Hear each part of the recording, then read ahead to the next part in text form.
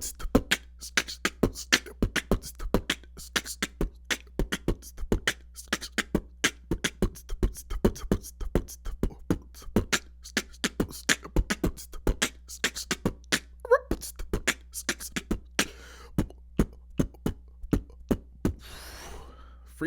Friday. What's up? This is your boy 16 King, and this is the Distraction Network with the segment called Campfire, a segment where we sit back and tell stories about things that happened in the past, present, or future. Let's not forget those psychic readers. But this particular story happened in the past, where my brother, my older brother, tried to convince me that the receiver for the Minnesota Vikings, Chris Carter, was the same Chris Carter that either directed or developed or created the show, The X Files. And he tried to convince me of this, and I was like, nah, it's not true. And he was like, nah, because I heard John Madden on the telecast say this. And the Minnesota Vikings wide receiver has to go home and develop another segment or another episode on the show X Files. Yeah, Dan, I really think he's gonna do a great job doing it, man. And I'm sitting here like, man, whatever. Like I knew it wasn't true, but when somebody throw you a nugget of information like that, it's always stuck in the back of your head and shit. So I think I was reading a newspaper article. Yeah, that's how long ago this was. I think I was reading a newspaper article, and the article was talking about Chris Carter. And I noticed he spelled his name Chris. And so, I'm sitting here like, wait, hold up. I'm sitting here with this knowledge. I waited till Sunday on another episode of X Files, and at the end where it showed the creator's name, and he spelled it Chris. I said, so how is? I looked at my brother. I said, so how is these the same people if one spells it with an H and one spells it with an R? He said, oh, that's just network television. They prefer it with an H, so that's how they do it. And I'm sitting here like, are you trying to tell me a icon like Chris Carter would allow a network to just change his name and he'd be cool with it? Like now with, brand management and all that shit like that, like I think taking the H out is pretty important to him. But that is one lie that he never confessed upon. I'm bringing you this campfire story to ask you: are there lies or a lie, a big ass lie that your sibling has told you that you knew wasn't true, but you just let it ride because they're your sibling? Hit us up and let us know. Once again, this your boy 16 King Distraction Network. We out. Black by popular demand, baby. Good morning, evening, or afternoon. You're listening to Freestyle Friday on the Distraction Network. I am your host, Holidae. I wanted to come to y'all today. It's going to be a regular Freestyle Friday. I'm going to talk to y'all real quick about a few things. First, I want to let y'all know what's been going on with me. Woo! All right. I might have mentioned this over the last couple of sessions, last couple of times I talked to you guys, but we've been hit out the hurricane after hurricane after hurricane. I must say, my condolences, my shout outs, my positive energy goes out to all the victims and the people who are dealing with hardships through the last 3 hurricanes that we had. We didn't really feel the last one that much. I forgot what kind it was. What was the name of that last hurricane? Hurricane Milton. We didn't really have any damage from Hurricane Milton at all. However, Debbie, we lost 4 cars. One, One, one, two, three cars in the RV. Um, Started working on those three cars, and then what was next one? Helen. We got hit by Helen and lost the same two of those cars, and the RV got hit again. So, two of the last three hurricanes we've been hit, and fortunate enough for me, we've been able to fix those out of pocket. I did try to get insurance claims on them, but insurance denied my claims. So we had to fix them ourselves. Even earlier today, I went and got one of my cars fixed, and a couple of weeks ago, and there was an issue with the fix, so I had to take it back today on a Sunday to fix the issue that they didn't fix to begin with. So, yeah, it is 6:00 on a Sunday, and the WNBA game comes on in 2 hours. So I'm gonna record this, and I'm gonna get my ass on that road so I could go watch. Hopefully, the Lynx beat down New York. Now, the Lynx in New York play at 8:00 Eastern time tonight. Y'all won't see this till Friday, but I'm gonna give you a rundown. Not really a rundown. I'm gonna talk about this like my uncle would. New York has no teams that win at all. All the teams in New York stink. I'm talking about the Knicks. The New York Knickerbockers been sucking since the 90s, mid 90s. Y'all don't ever win shit. The Jets suck. Buffalo suck. The Giants suck. Y'all ain't got no y'all teams. All y'all teams suck. The Nets suck. Y'all had 3 of the top 5 players in the league on one team, arguably, and still couldn't win that. Anyway, I know it's sabotaging. Tom Harden's on the team, but still, y'all couldn't win anything, man. And that's crazy. That's wild. But anyway, New York Liberty can be the first basketball team in a very, very, very long time to bring something to New York. I just don't want it to happen. I don't want it to happen because of last year, like the Aces. And they beat the Aces this year. No, did they beat the Aces? Yeah, they beat the Aces. They beat the Aces this year. So I'm not a big fan of New York. However, I'm not a hater of New York Liberty at all. So if they win, I won't be as happy, but I'll be happy for them. You feel me? The Lynx though, I just like that team. Mr. Williams, Courtney Williams. I remember Courtney Williams for when she beat that girl ass at the food truck in Atlanta. I probably shouldn't bring that shit up, but hey, man, she was on one, man. And I remember her. I think she was on Connecticut's team when they faced the Aces in the finals, and she was just happy to be there. So with her being all on her back, like she's like, I'm in my Birkin bag. Last game, she was in her Birkin bag. They was at the Target Center, so she should have said she was in her Target bag. You know what I'm saying? Should have got some promotion going on. Maybe got a little extra few dollars in her pocket for that. But you know what I'm saying? I'm cheering for her. I'm cheering for Collier to go out there and rock that. Sabrina's cool, man. Her and Collier, her daughter's really cool with Collier. But I'm not into New York for this series, man. When I watched the game, I thought I was going to be on New York side,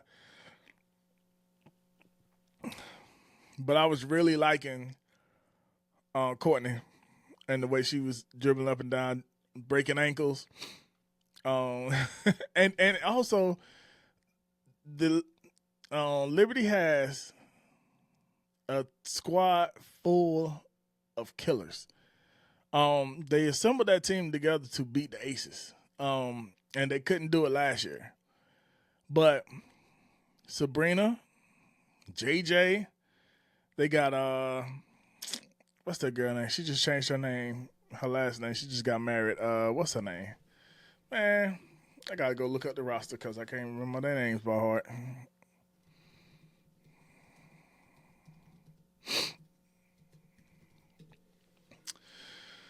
Excuse me, I do have a little cold. Well, it ain't no real cold. Laney Hamilton. Yeah, it messed me up when they put Hamilton at the end. They got Laney Hamilton, which I think is the most consistent player on that team. She's the one that scares me the most because she has a full game, and with her full game, she could beat you inside. She could shoot the three. She big bodied, like not in a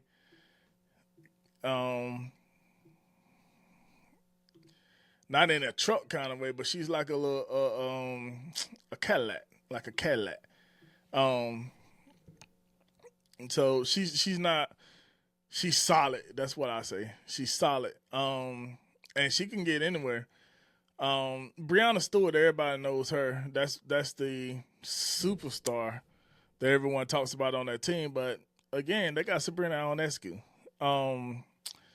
In the backfield, they got Vandersloot. I say backfield, but in backcourt, they got Vandersloot, who was at one point a dead shot 3-point shooter. She used to whoop ass. But anyway, their starting five could beat any starting five other than the Aces. And the Aces this year, you know what? Aces ain't in it this year. Let me take that name out of my mouth. But because they were set to beat the Aces like that, this should be a cakewalk. But the Lynx, they're not saying. They're not the cake. They are not cake. But they're good, man. They're really good. So when I watched the game, I thought I was rooting for the underdog, but they are not underdogs. One of the things about the WNBA is there's only 12 teams. So since there's only 12 teams, you are really getting the best. Those 144 people that are out there playing on that team, you're getting the best on every team. Like, the Aces really did stack the deck and get like 3-4 years ahead of everyone in a summer. But that very next year, everyone else started doing what they were doing. If you go look at WNBA 2020 in the bubble and then go look at WNBA last year, go look at the Aces team in 2020, was 24, so 23, 22. Go look at the Aces team in 2021 and then go look at the Aces team in 2023. And then look at any team in 2022 and go look at them today. They're all a lot slimmer, a lot more cut, and they got a lot more endurance. They can run up and down the floor, and they're a lot more aggressive. Like, the WNBA has always been an aggressive sport. They're more aggressive than the NBA, which is what I tell y'all all the time. But I say all that to say they done caught up. So what we thought was going to happen with the Aces, they might win 3-4 times. They only got 2 out of it. And they're going to have to get themselves together next year. They're going to, next year, the 2 of the next teams are coming in. So they're going to have 2 new teams. They're going to raise it back up to 14. And with those 2 new teams, they're going to be each team that's already in the WNBA is only going to have 6 positions that they can save. So the team's going to break up. Coaching staffs are going to be broken up. So we don't know really what we're about to get into next year when it comes to the WNBA. And I like that. I'm really looking forward to Atlanta next year, though. I want Atlanta to be my new team. But Adrian Wilson's on the Aces. So just like in the NBA, I root for LeBron. I don't root for a team. So it's where LeBron go, I go. And with the WNBA, it's where Age is at. That's where I'm going to be. But Atlanta's going to be my team. I really like the Atlanta squad. But just keeping it into the championship tonight in an hour and 45 minutes, I'm going for the Lynx. Hopefully, that's who's going to win tonight. If not, kudos to New York as well. But hopefully the Lynx whoop their ass by at least 20 points, so I won't have to be all anxious and everything. All right, that's all that I have for that. I want to go to the election real quick because that is, it's October the 20th. So we are VR troopers. We are 16 days away from Election Day. I'm going to vote early, but Election Day is the 5th. We probably won't find out who won the election unless it's a landslide. We won't find out who won the election at least until like Friday or Saturday. If it's a close count, then we're not gonna find out. So I want to address a couple of things with that. First of all, I want to talk about voting pockets, right? There's a lot of people out there saying that. I talked about this on last Freestyle Friday, but there's a lot of people belittling black men for their vote, saying that we don't stick behind black women. I can't say that's true fully. I can't say that's true. So here's what I want to say. Black women vote. They basically saved the last election, period, for Biden. They voted against Trump at the highest margin. I think it was like, I could pull it up, but it was like 3% or something like that voted for Trump.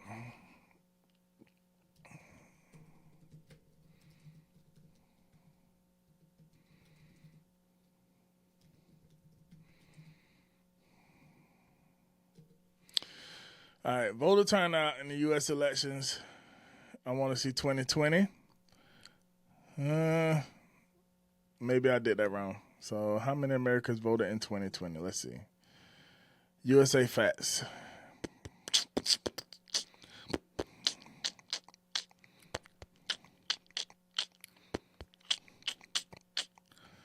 Boom, boom. Ooh, voter turnouts. All right, so in-person election day. Northeast, Midwest, Southwest, not interest, like an interest. Wrong. Anyway.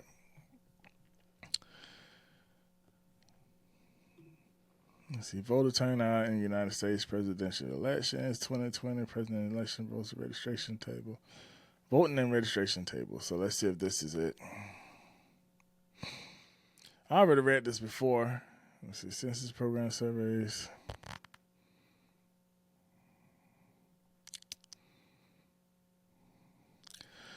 All right. Maybe I won't find it this time. All right, so we could say as far as voting against Trump or voting Democratic, right? Black women were the most lock in step than everybody, period. And they voted against Trump. They voted for Biden.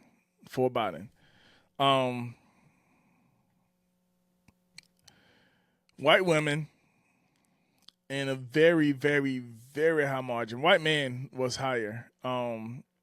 But white men voted heavy Trump. White women voted heavy Trump. Not as much as white men, though. Then it was black women voted heavy Biden. Black men voted heavy Biden. However, their number was like 12%, 8%, something like that. No, I was disappointed in it because it was in the 80s. So it was like 12% or something like that towards Trump. and I think black women was like 3%. It was very, very, very low when it goes to voting for Trump. That's where we need black men at. Like, we don't, we're not voting as strong for, we're not voting as strong against Trump as black women are. But we can definitely win the election, help the black women win the election if we was trending more towards what the women are doing instead of going off and doing our own thing. And I think that's mostly because we are out in this world having all these conversations with all these white people all the time. And they definitely think differently than we do. And I don't want to make it seem like white people don't think like black people or something like that. I could say that they don't go through what we go through on a daily basis. But if you're around them all the time, and if you are mainly in your home and then you go to work with these white people and you don't be out in the streets, and things don't happen to you and stuff like that, you might get construed along the way and forget the struggles and the strives of the black community. And that is a thing. It happens. Less the black women, because black women do something what black men don't do, and that is speak honestly and truthfully towards each other. And white people too. But that's a big difference. Anyway, so what I'm saying is we do have people like I think this weekend Le'Veon Bell and Antonio Brown came out for Trump. Yeah. But I mean, those are the people that we would expect to come out for Trump anyway. I mean, you have half the rap community, black males, they be out there trumping. From 2016 until literally last year, I've seen rappers, and even when them shoes came out, I've seen rappers all over Trump. They support that dude. And they forget, man. Like, they forget. Like, you rap about all these struggles. Lil Wayne rap about all these struggles. What's that dude name? Noriega rap about all these struggles. Fat Joe, all them struggles. 50 Cent, all them. Like, you rap about all these struggles, and I don't know who 50 Cent's advocating for, but I know who everybody else is advocating for. I know who took pictures with Trump and supported him during the last couple of days of the campaign in 2020. I know who's been talking about it on their podcast all the time. So, I mean, they do whatever, and I don't think that's cool. But I think going the way that Beyonce, even Taylor Swift, but we talking about black people, so black women like Beyonce, just putting their mind forward and letting people know what they're thinking, and yeah, they're not forgetting. They're not forgetting. However, you do have black men, and I'm just using these rappers and these two football players as reference as black men not sticking by.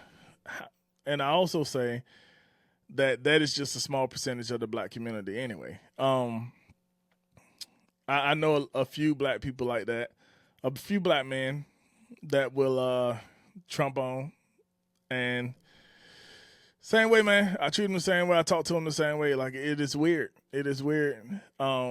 Especially if you come up in a community like, man, if you came up poor, if you came up being discriminated against, and then you hear someone misuse that same language. You hear somebody talk to you just like that, talk to the public just like that.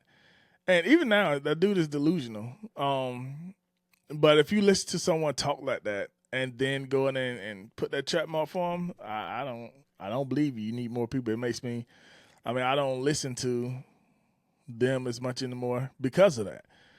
Because I can't have you poisoning my brain when I know that's some bullshit. Really. So I wanted to talk about that real quick, but while we're on that, we definitely need black men to trend more towards the way the women trended last time. There should be a very low turnout for Trump in the black community, and even lower than the last time, um, because the reason why the race is so close right now is because of white people, and mostly the least understandable part of it is white women. I don't understand how they vote like that. But again, if you are in the same house and you're being listened to the same way, like you out here, they're telling you you don't have control over your own body, and you're like, okay, daddy.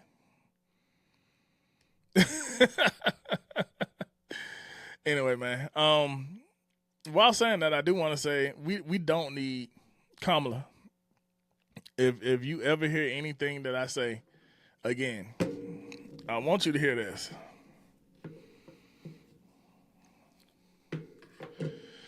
We don't need another Biden in office. I understand how the government works. When you get in this office on January the 20th, we need you to do a couple of things. We need you to pull away from what Biden did. We don't need another Joe Biden in office. He's done a lot. However, we need that focus more on the community. And by the community, I don't mean the black community. I mean middle and lower class, like you said. Minimum wage should not be $7.25 on January the 21st.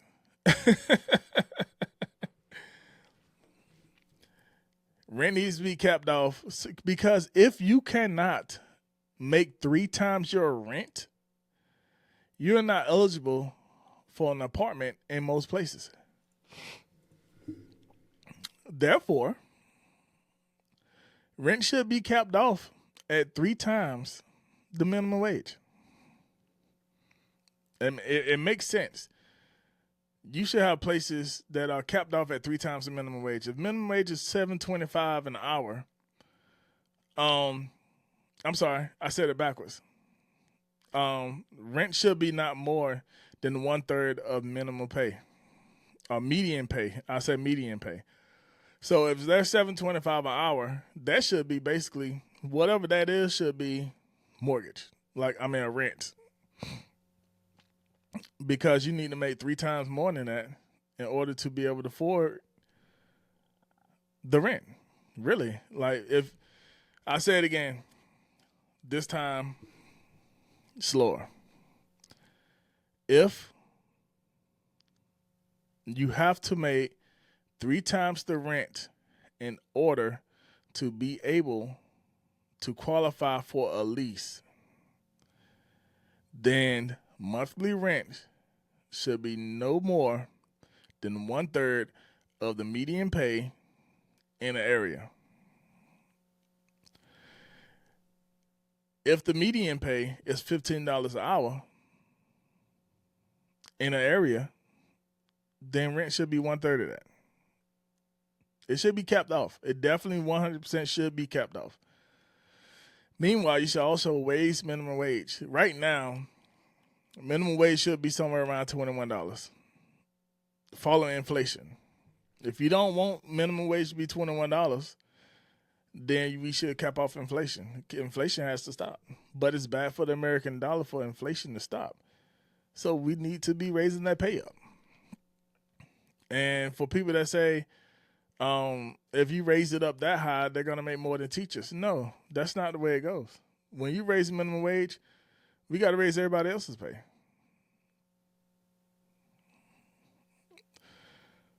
Flood the economy with money. We have it. You want to know how I know we have it? Because we send it everywhere else. We're paying taxes for everybody else. So we need to be Kamala. We need to put our money back on ourselves. Rent should be affordable. Food should be affordable. And you know what we need to reinstitute? Unions.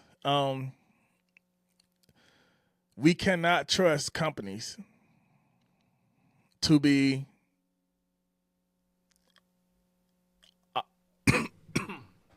excuse me. We cannot trust companies to be our gods. We can't trust companies to be our government. We have right now. We'll talk about Elon Musk. Elon Musk is a billionaire, whatever. I would say he's not. He's worth over $1 billion, but the fact that he had to take out a loan and inflate the prices of Tesla in order to afford that loan, it tells you something. And it tells me two things. One, him owning Twitter, and I'm gonna call it Twitter because my last name is S, and I ain't about to be calling him S. Him buying Twitter, he basically bought the equivalent of the post office. Like basically, the way of communicating of today is right there on Twitter. And he kneecapped it immediately, and now he's using it. I mean, he was just caught building fake. Well, he didn't build them, but sponsoring fake accounts for Kamala Harris, fake websites for Kamala Harris. Like, he's also defunding Twitter, not posting ads for certain people. He's out there lock in step campaigning for another person, for Trump. So it's not bipartisan. Like, he owns something huge and is out here campaigning for someone else, which is not fair to the public. I mean, you can do whatever you want to do as a person, but he's also bringing that into his business. He's not running his business bipartisan. He's not running his business fairly to both parties. The fact that he built those fake websites or sponsors those fake websites or have anything to do with those fake websites, he should be in front of Congress right now. So you can't trust business owners to mean the best for the people that work for them, because business owners only want to make money. I own 3. And my guess is every morning is, how can I make more money? How can I make money for my company? And all mine are started from the ground, and they're all like, how can I make money for my companies? How can I make more money for my companies? And do I need to shut the company down in order to spend more time and focus on this? Can I do that? I mean, those are the things that I'm doing. But I believe in paying people. So one of the issues I have is, if you work for me, I'm going to pay you. And I'm going to pay you well. I'm going to pay you. I'm never going to pay anybody less than what minimum wage should be. Not what it is, what it should be. So anybody that does any kind of work for me per hour, they're pretty satisfied with the payout. So anyway, unions is important, because then you have the workers able to stand up for themselves. So we need to advocate for unions more as well. Like, if you ever want to understand how important a union is, go look at the reason why these police officers commit crimes and then go to another police station. I just read right before I sat down to talk to y'all that a police officer beat the brakes off his wife. They took his gun, gave his gun back to him 9 months later, and then he killed his wife with it. So you can look on the internet, and you don't have to look for far. Pretty much every month, I want to venture to say every week, you got a police officer that's being transferred because he committed a crime and needs to get out of that precinct, so he can be in another precinct, so it could be harder to charge him. And that's unions. Unions are able to do that. Why do we have a police city coming up in Atlanta? Why does New York make $6 billion for their police department every year? Why is LA flying helicopters around. I think New York is 8 billion though. Why is helicopters flying around New York all the time? Like all this money that we give to the police because of unions. So that's how strong unions are. Nobody likes police. Even white people don't like police. And if you ever want to understand that, pull a white person over. Or go look at that footage from January the 6th, 2020. You'll see how much white people don't like. White people hate police more than black people. We just make songs about it. Fuck the police. Fuck the police. Fuck the police. Niggas love to hate. Fuck the police. Yeah, you know what I'm saying? We make songs about it. But we understand the need for police sometimes, and definitely white people can't stand the police. You could pull a white person over and it's over. But they don't get killed. That's the issue. Anyway, unions are very important, but Kamala, we definitely 100% don't need another Joe Biden in the office. We need you to be your own person. We need you to stop this war in Gaza. Stop sending stuff over there. Like, Israel cannot defend themselves against. They're not defending themselves. Let's talk about Israel real quick. Benjamin Netanyahu is a Hitler. Like, I am not being anti-Semitic when I say this. I'm speaking the truth. You guys have been around long enough to see yourselves become the enemy. That shit that Benjamin Netanyahu is doing is exactly what Hitler was doing in Germany. It's the reason why we had World War II. Like, he's doing the exact same thing. The only thing is, he's been helped by the United States. He's been helped by the UN. Don't need to stop that. We don't need to send troops over there. Biden is about to send troops over there. We don't need to send troops. Fuck that. Yeah, they're going to get attacked because they're out there attacking people. We set them up. The United Nations set them up. I mean, before there was the United Nations, they set them up and gave them land and gave them weapons to defend themselves. They used those weapons to attack and push back and attack and push back. I think we're 40 years down the road now. They still attacking. 50 years down the road, they still attacking and pushing back. And what they're doing right now is ungodly. They're starving people just because they are people. They are not. Like, that is not right. Like, I could understand if we lose the election and blame that on Biden. If we lose the election in Wisconsin because of the Palestinians and the way they're voting, that's all on Biden. Like, we should not be there. We should not be there messing with them. We should not be there helping. We should not be giving them weapons to attack people.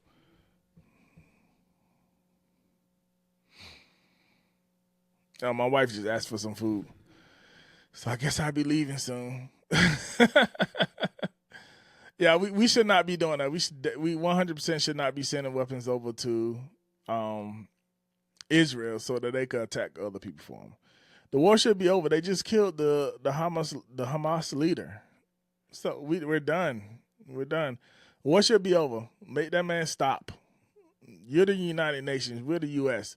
And if you understand the way the U.S. and the United Nations work, we are literally the say in what goes on. Stop that motherfucker. Like, just stop him. Don't go defend him against Iran or anybody like that. That's none of our business. I do support helping Ukraine out, but nah, if you want to do something, go over there and help Gaza keep their territory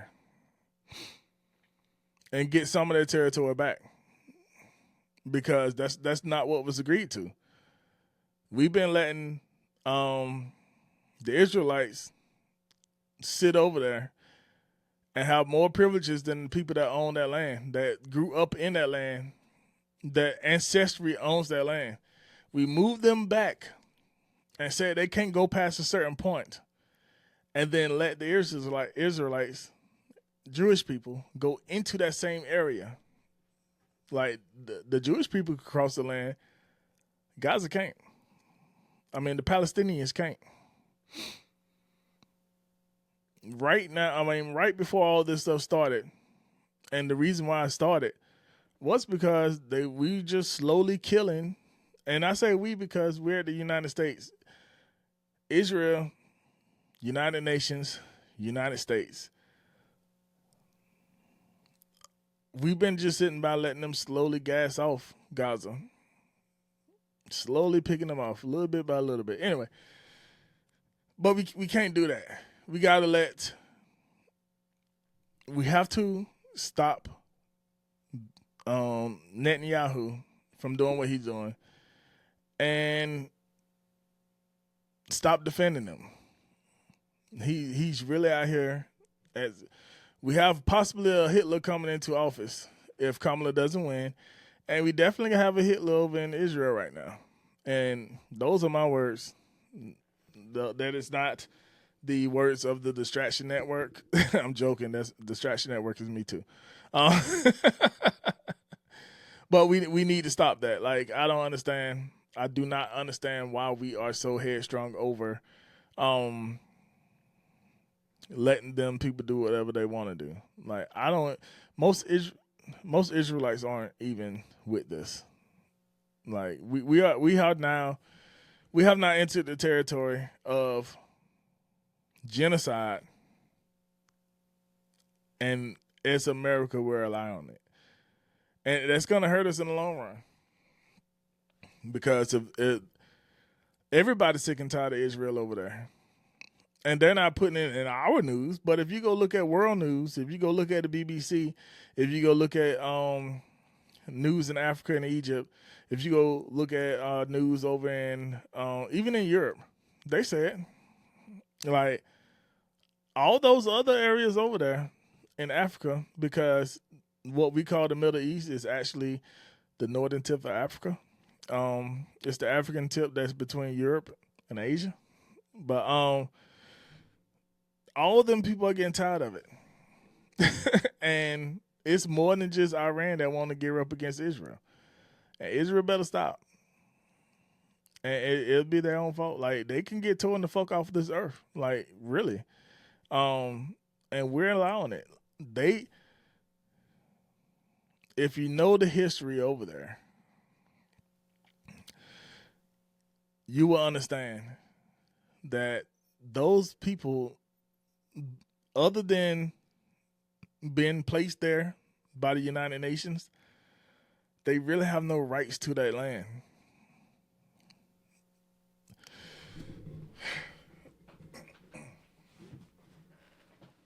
They have what they call religious rights to that land. But if you go over there, if you go look at the people, all right, so just think about this. I live in South Carolina. I live in Georgia.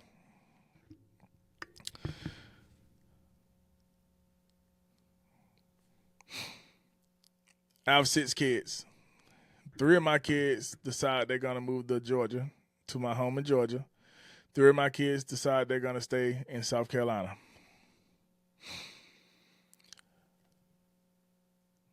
$400 years from now,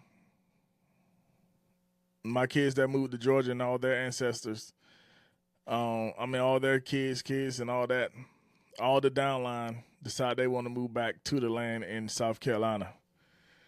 So we take my kids and all their lineage that stayed in South Carolina, move them 20 miles down the road, all into one apartment complex, and tell them they got to stay there. And then all my kids that moved to Georgia, all their downline, gets to live on the land in South Carolina. So they have acres on top of acres on top of acres to live, build their houses, and thrive on top of it. And then they decide this is not enough. We want them apartments too. So some of them go move into those apartments, and we kick them out. Some of my other kids, their lineage that lives in the apartments, we start kicking them out so that the other kids' lineage could live there.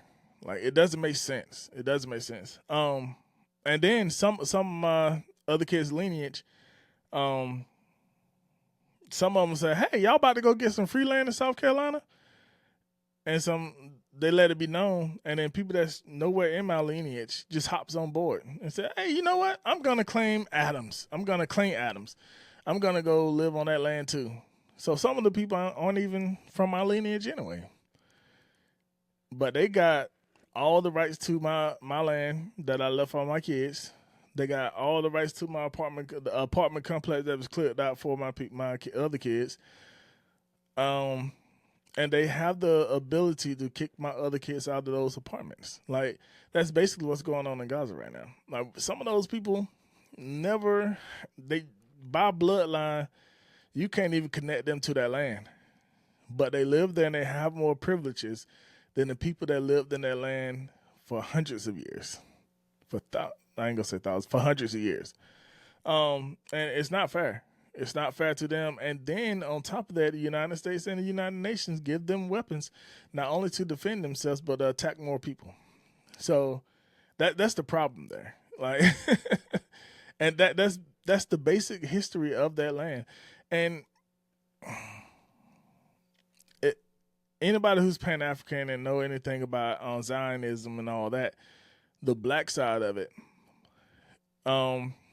true Zionism is not attached to land, period. And especially not that land. Zion is in a different part of Africa. Not that part of Africa. I'm not getting into that today. But you guys, I'm in America, so I'm gonna try to keep it American and pretend to be a little bit more dumber. Oh yeah. I forgot something. Let's go back a little bit. Donald Trump out here talking about other men's penises. Did y'all hear about that? No? If you did not hear about it, that's because he did it on a Friday. No, he did on a Saturday. Donald Trump actually worked at McDonald's. He wanted to be like Kamala so bad, he started working at McDonald's yesterday. He probably worked about a 10-minute shift. You know what I'm saying? Went in there, looked at some fries, and then got his ass back on that road. But I'm just going to say it like this. The man was talking about Arnold Palmer's penis and how amazing his penis was.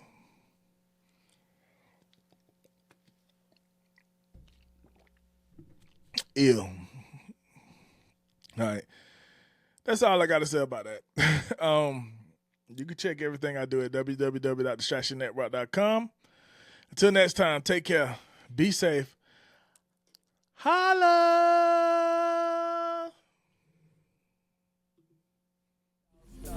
I'm focused on that finish line. Developing a strong mind. Years ago, they stopped making my kind. Yeah, I lose sleep, but it's alright, cause I'm on the grind.